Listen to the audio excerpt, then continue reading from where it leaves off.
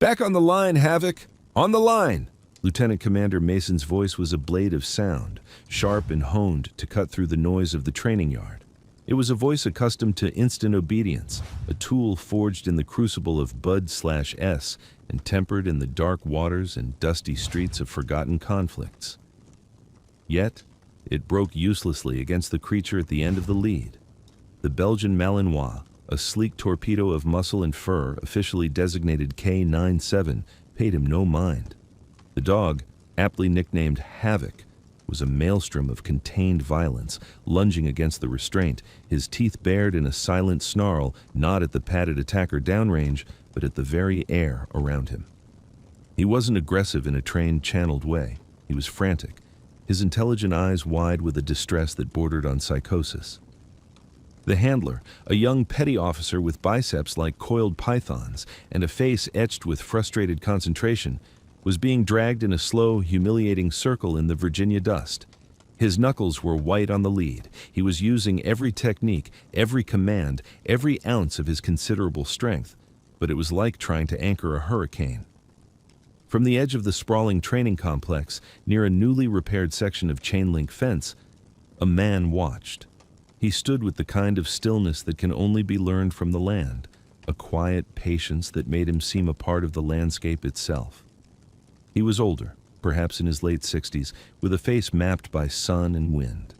His clothes were simple, functional, faded denim jeans, a sweat-stained work shirt, and boots that had seen more mud than polish. A dusty cap with the logo of a local feed supply store was pulled low on his brow. He had just finished securing a loose post, his tools laid neatly on a piece of canvas beside him. The base commander had a standing contract with him for odd jobs: fencing, irrigation pipe repairs, small engine maintenance. Samuel, they called him. Just Samuel.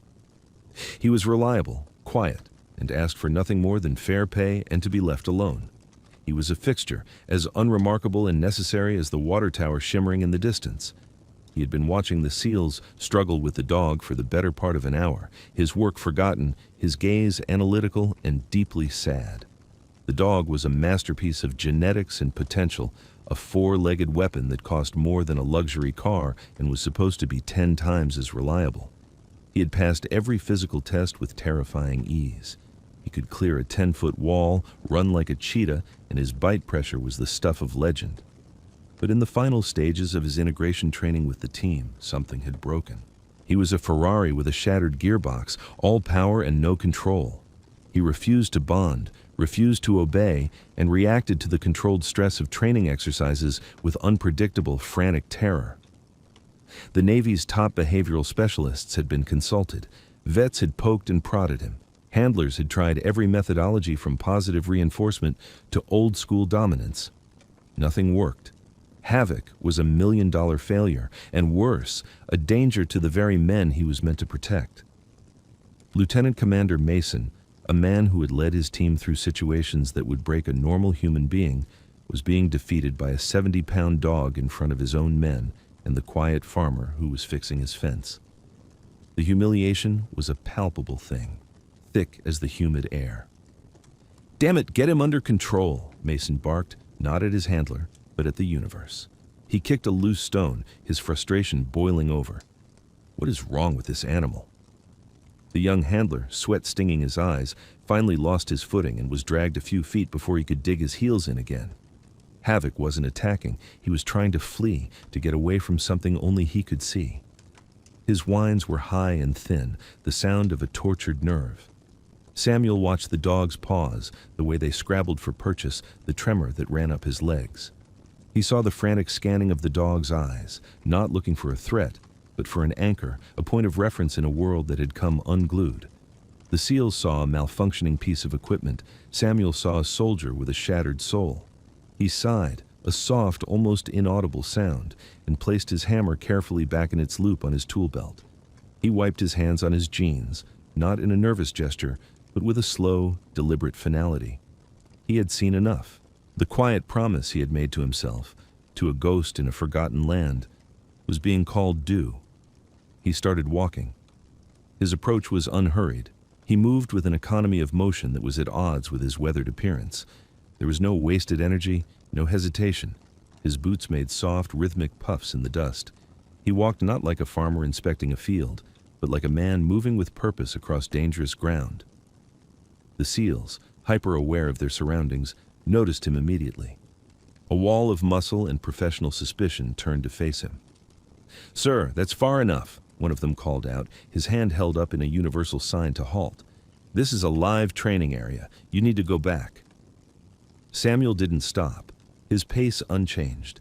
His eyes were not on the men, but solely on the distressed animal. He saw the way the dog's ears were pinned back, the frantic panting that wasn't from exertion, but from sheer panic. He saw the subtle shift in the dog's posture as he himself grew closer, a flicker of something other than terror in those dark eyes, a ghost of a memory. He was close now, perhaps 30 feet from the struggling handler and the chaotic dog. The air was thick with tension, the smell of sweat, dust, and canine fear. Lieutenant Commander Mason stepped forward, his expression a mixture of annoyance and genuine concern for the old man's safety. "Sir, I'm not going to tell you again. Step back now. This animal is not stable." His voice was iron. It was the voice of a commander, a man whose orders were not suggestions. Samuel finally stopped. He raised his gaze from the dog and met Mason's eyes. His own were a pale, clear blue, and for a fleeting moment, the hard-charging lieutenant commander felt an unnerving sensation, as if he were the one being assessed, weighed, and measured. There was no fear in the old man's eyes, no deference. There was only a profound and weary calm.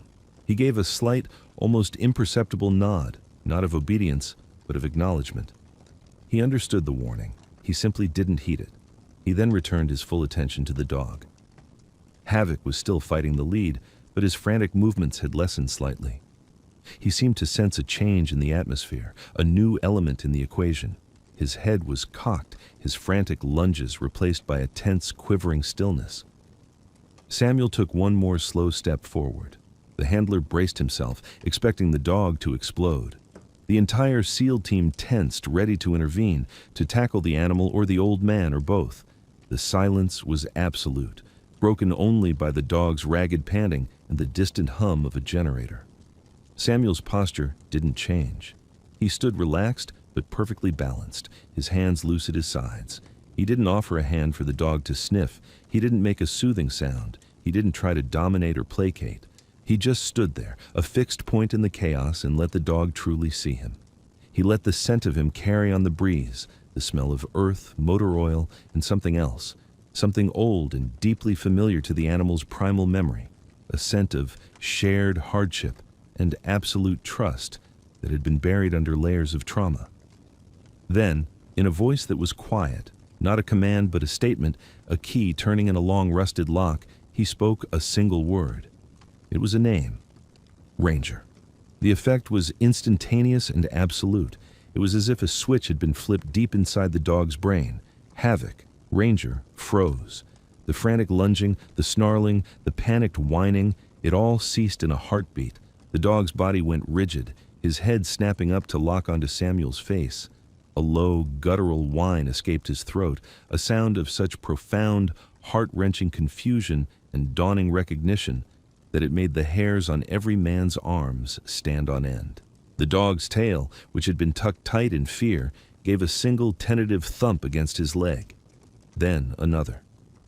He let all the tension out of his body in a great sigh, and with a slackened lead for the first time all day, he sat. He just sat. He stared at the old farmer, his ears now forward, his eyes no longer wide with terror but laser-focused, filled with an intensity of questioning that was almost human. The young handler stood in stunned silence, the lead rope suddenly limp in his hand. The circle of elite warriors was frozen, their mouths agape, unable to process what they had just witnessed. Samuel took another step, and another, closing the distance until he stood just a few feet away. He knelt, not the creaking, pained kneel of an old man, but a fluid, controlled motion, bringing himself down to the dog's level. He didn't reach out. He just waited. Ranger broke first. With another soul-deep cry, he surged forward, not with aggression, but with pure, unadulterated joy and relief. He crashed into Samuel's chest, licking his face, his neck, his hands, his tail now a blur, his entire body wriggling with the ecstasy of a reunion he never thought possible. The old farmer wrapped his arms around the dog, burying his face in the thick fur of his neck. His shoulders shook just once. He murmured things too quiet for the others to hear, words of comfort and praise, ghosts of old commands and shared secrets. The fearsome, uncontrollable K9 Havoc was gone. In his place was Ranger, a soldier reunited with his commander, a lost soul who had finally, miraculously, found his way home. The training yard, which had been a theater of chaos moments before, was now a cathedral of stunned, reverent silence. LCDR Mason was the first to move. He walked forward slowly, his mind struggling to reconcile the scene before him with the reality he had known just minutes ago. The cocky assurance was gone, replaced by a deep, unsettling curiosity. He stopped a respectful distance from the man and the dog. Ranger lifted his head, looked at Mason, and let out a low, possessive growl, his body shielding Samuel. Samuel placed a hand on the dog's head. "Easy, boy. He's a friend." The growl ceased instantly. The dog trusted the man's judgment without question. "Sir," Mason began, his voice softer now, stripped of its command authority. I don't understand. How did you do that?" Samuel looked up, his pale blue eyes seeming to look right through the SEAL officer. He gave a small, weary smile. "He just needed to hear his name," he said, his voice raspy. "His real name." He ran a hand over the dog's powerful back, his fingers searching for and finding old, familiar scars beneath the fur. "He's been lost a long time. We both have." The young handler, still holding the useless lead, approached cautiously. "His file says his name is Havoc, K9-7. That's all it's ever said." Samuel shook his head, still stroking the dog who was now leaning against him with his full weight, a picture of perfect contentment. "Files get changed. People get changed. Dogs, remember." He looked at the handler, his gaze softening. "It's not your fault, son. You were trying to command a stranger. This is Ranger. He only answers to his name, and he only works for his partner." The implication hung in the air, thick and heavy. The SEALs exchanged uneasy glances. This quiet, unassuming old man was claiming to be the partner of a Tier 1 military working dog. It was an impossibility. Those handlers were elite operators themselves, forged in the same fire as the men they served alongside. They weren't 60-something farmers who fixed fences. And yet, the proof was right there, whining happily and licking the old man's weathered hand. The evidence defied all logic, all protocol, all understanding. Mason felt a growing unease, a sense that he was standing on the edge of a truth far deeper and more complex than he could imagine. He was a man who dealt in facts, in clear chains of command and verifiable intelligence. This was something else entirely. "What's your name?" Mason asked directly. "Your full name." The farmer hesitated for a fraction of a second, his gaze flickering over the faces of the young, powerful men surrounding him. It was a look of profound weariness, the look of a man who had carried a heavy secret for a long, long time. "Folks around here just call me Samuel," he said, deflecting the question. He stood up, this time with a slight groan, the fluid grace of his earlier movements gone, as if the role of the old farmer was one he was consciously putting back on. Ranger stood with him, glued to his leg, a living shadow of loyalty. I think maybe this fella's had enough for one day. Maybe you all have." He started to turn, to walk away with the dog as if the matter were settled. "Hold on," Mason said, his voice regaining a sliver of its authority. "You can't just... That is a United States Navy asset." The words sounded absurd, even as he said them. Samuel stopped and looked back, his expression unreadable. "He's not an asset, Commander. He's a soldier, and his tour's over. He's earned his peace." He gave the dog's head a soft pat. "I'll take him home with me. Get him settled." The sheer audacity of the statement left Mason speechless. This civilian, this handyman, was proposing to walk off a secure naval special warfare base with $1 million piece of military hardware. But when he looked at the man and the dog, at the undeniable, unbreakable bond between them, he He knew that separating them now would be an act of profound cruelty. More than that, he suspected it would be impossible. He was out of his depth, and for the first time in a very long time, Ben Mason knew he needed help. "Stay here," he said to Samuel, his voice tight. "Just don't go anywhere." He turned to his senior chief. "Get me everything on K97, not the summary. Everything. Every vet record, every transfer order, every handler's report, right back to the day he was whelped, and find out who the hell Samuel is." As the senior chief sprinted towards the command post, Mason turned back to the old man and the dog, who were now sitting together in the dust, two forgotten soldiers waiting for a world that had discarded them to finally catch up. The file for K9-7, call sign Havoc, was disappointingly thin. It detailed his pedigree, his initial training scores, which were off the charts, and his assignment to the Naval Special Warfare Development Group. There were notes about his handler integration issues and a string of failed pairings. The official narrative was simple: a genetically superior canine who was psychologically unfit for service, a washout. Mason slammed the folder onto his desk in frustration. "This is useless. It doesn't tell me anything." His senior chief, a grizzled veteran named Carter, leaned over his shoulder. "There's a redacted section here, sir. A transfer order from the Army. That's where he came from before he was Havoc." Redactions meant classification.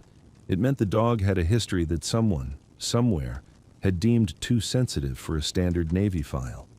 "Who did he belong to in the Army?" Mason asked. Carter pointed to a heavily blacked-out line. "Can't tell. Unit is classified. Handler's name is redacted. All I can tell you is that the transfer happened 18 months ago out of a medical facility in Landstuhl, Germany." Landstuhl, the military hospital that treated the most grievously wounded soldiers from the European and Middle Eastern theaters. This wasn't just a transfer. It was a medical evacuation. Mason felt a cold knot tighten in his stomach. The dog hadn't just washed out. He had been through something that had broken him and gotten his previous life erased from the record. "I need to know what's under that black ink, Chief." Carter shook his head. "That's above our pay grade, sir. We'd need a flag officer to even request that file, and a damn good reason." Mason stood up and paced his small office. The image of the old man and the dog burned into his mind. "We have a reason. A civilian just walked onto our range and took control of a Tier 1 asset with a single word, a word that isn't in this file. That man, Samuel, is the key. Find him. I don't mean find out who fixes our fences. I mean find out who he is. Use every resource you have. I want to know where he was born, where he went to school, and where he served. Because I'd bet my career he served." The chief nodded, his expression grim. He knew an order like that was a trip down a rabbit hole, but he also knew his commander's instincts were rarely wrong. While the chief began making discreet inquiries that would set off quiet alarms in forgotten corners of the intelligence community, Mason decided to take a different approach.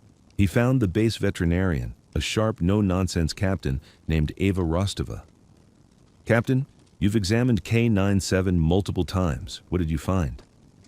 Rostova pushed her glasses up her nose and pulled up a file on her computer. "Physically, he's perfect, a superb specimen. But psychologically, he's a wreck. Classic signs of severe PTSD. Hypervigilance, exaggerated startle response, disassociation. He's stuck in a feedback loop of anxiety. We've tried medication, behavioral therapy. Nothing's touched it." Mason leaned forward. "Did you ever find any old injuries? Anything not in his recent file?" Rostova paused, tapping a few keys. "That's interesting. Now that you mention it, yes, he has significant scar tissue on his left flank and shoulder, deep under the fur, and radiographic evidence of healed fractures in his ribs on the same side. Shrapnel, maybe. Old wounds, well healed, but severe. They weren't incurred in our care. They happened before he came to us, before he was Havoc." The pieces were beginning to click into place. The dog was a combat veteran, a wounded warrior, and his records had been wiped clean. Meanwhile, Samuel had led Ranger back to his small, tidy farmhouse on a few acres of land that bordered the base. The moment they crossed the threshold, it was as if Ranger had lived there his whole life. He explored every room, his nose twitching, then came back and settled at Samuel's feet by a worn armchair with a sigh of profound contentment. Samuel moved about the quiet house, his movements slow and deliberate. He opened a dusty footlocker that sat at the foot of his bed. Inside, beneath a neatly folded flag, was a worn leather harness and a single faded photograph. It showed a younger Samuel, his face harder, his body leaner, dressed in sterile camouflage in a sun-bleached mountainous country. He wasn't smiling. His eyes, even then, held a deep and weary knowledge. Beside him sat a younger, unscarred ranger, looking proudly at the camera. Samuel picked up the photo, his thumb tracing the image of the dog. "I thought I'd lost you, boy," he whispered, his voice thick with emotion. "I really thought I had." He had been told the dog had died. It was a kinder lie, they must have thought, than telling him his partner had survived only to be sent away, broken and alone. For 18 months, Samuel had grieved for the last member of his team, the only other survivor of that disastrous day on a forgotten ridgeline. And for 18 months, Ranger had been lost in a confusing, terrifying world without the one person who made it make sense.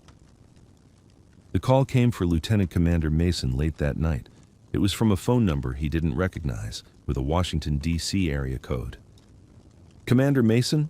The voice on the other end was gravelly, tired, and carried an authority that had nothing to do with rank. "Yes. Who is this?" "That's not important. What is important is that you stop digging into the history of K-97 and the background of a man named Samuel Keene." The name hit Mason like a physical blow. Samuel Keene. "My inquiries are a matter of base security," Mason said, his voice steady despite the shock. "I have an unknown civilian with a classified connection to one of my assets." A dry chuckle came over the line. "Son, that man is not a civilian, and that dog is not your asset. You have stumbled into something you are not cleared for. You are to stand down. That is a direct instruction." "Instruction from who?" Mason pressed. "Let's just say it's from someone who appreciates what that man has done for his country and believes he has earned the right to be left in peace. The dog is where he belongs. Consider the case closed." The line went dead. Mason stood in his office, the phone still pressed to his ear, 1,000 questions racing through his mind. Samuel Keene. Not just Samuel, and someone, somewhere in the highest echelons of power, was protecting him. The next morning, Mason drove his truck off base, not towards town, but down the long dirt road that led to the old farmhouse. He wasn't going as a commander or an investigator. He was going as a man who needed to understand. He found Samuel in a small barn, mending a piece of tack. Ranger was at his side, no lead, no collar, just pure devotion. The dog saw Mason's truck and stood, a low rumble starting in his chest, but Samuel placed a calming hand on his back, and the dog quieted, though he never took his eyes off the visitor. Mason got out of the truck and walked slowly towards the barn. "Mr. Keene," he said, using the name as a sign of respect. Samuel didn't look surprised. He finished stitching the leather, his movements precise and economical, and then looked up. "Commander." "I was told to stand down," Mason said simply. "To leave you alone." "Sounds like good advice," Samuel replied, his voice even. "I can't," Mason admitted. "I saw what that dog was yesterday, and I saw him with you. I need to know why." Samuel sighed, a long, slow exhalation of breath. He looked down at Ranger, who nudged his hand. "That dog's name is Ranger. He was my partner for 3 years. We were part of a specialized unit. We did hard things in hard places." He didn't need to say more. Mason understood the euphemisms. What happened? Samuel's gaze went distant, seeing something far beyond the walls of his quiet barn. "Last tour, a bad call, an ambush on a ridgeline. We were outnumbered, outgunned. My whole team, gone. Just me and him." He instinctively touched his own side, where a faded scar ran beneath his shirt. "We were both hit bad. I was pinned down.